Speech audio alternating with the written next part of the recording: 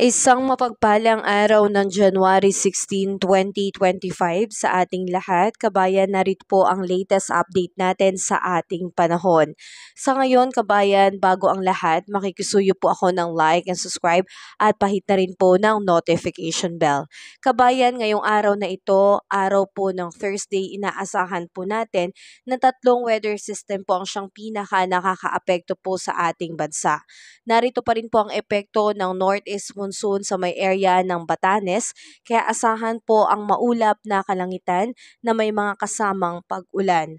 Apektado rin po ng northeast monsoon o hanging amihan ang Ilocos region, pero asahan lamang po ang pagkakaroon po ng partly cloudy to cloudy skies and isolated light rains o pag-ambon lamang, kaya wala po itong significant impact. Samantalang kabayan, dahil sa epekto ngayon ng shoreline, dito po sa may Cagayan Valley, Cordillera Administrative Region, Bicol Region, Aurora, Quezon, Oriental Mindoro, Marinduque at Romblon, asahan po dyan ang maulap na kalangitan na may mga kalat-kalat na pag-ulan and isolated thunderstorm. Pinag-iingat ang lahat dahil may posibilidad po itong magdulot ng mga biglaang pagbaha and landslide. Samantalang kabayan, dahil naman po sa epekto nitong easterlies, ito po ay magdudulot po ng malaking tsansa ng pag-uulan at maulap na kalangitan ngayong araw na ito sa may area ng Mindanao, Eastern Visayas, Central Visayas, Negros Island region. Kaya pinag-iingat ang lahat dahil nga sa dulot na pag-ulan at malalakas na ulang dulot nitong easterlies, posible po itong magbunsod ng mga biglaang pagbaha and landslide. At sa natitirang bahagi ng ating bansa kasama ang Metro Manila, kabayan, asahan po pagsapit ng hapon at gabi ang pagkakaroon po ng partly cloudy to cloudy skies with isolated rain showers or thunderstorm.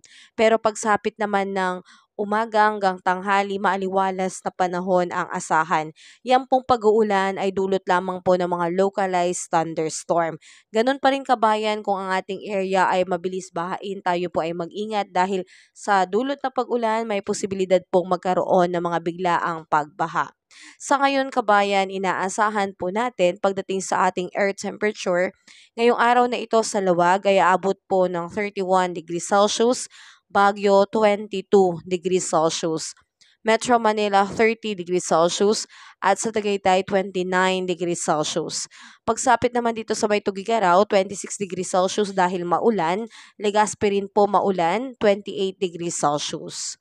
Pagdating naman sa may Calayon Island at Puerto Princesa ay 30 degrees Celsius, Iloilo 31 degrees Celsius, ganun din sa Cebu 31 degrees Celsius. Zamboanga po ay 33 degrees Celsius. Tacloban, maulan din po dahil sa easterlies, 30 degrees Celsius. Cagayan, maulan din at sa Davao din po dahil sa easterlies pa rin. So sa Cagayan, 31 degrees Celsius at sa Davao po ay 32 degrees Celsius. So kabayan, yan po yung inaasahan nating earth temperature ngayong araw na ito.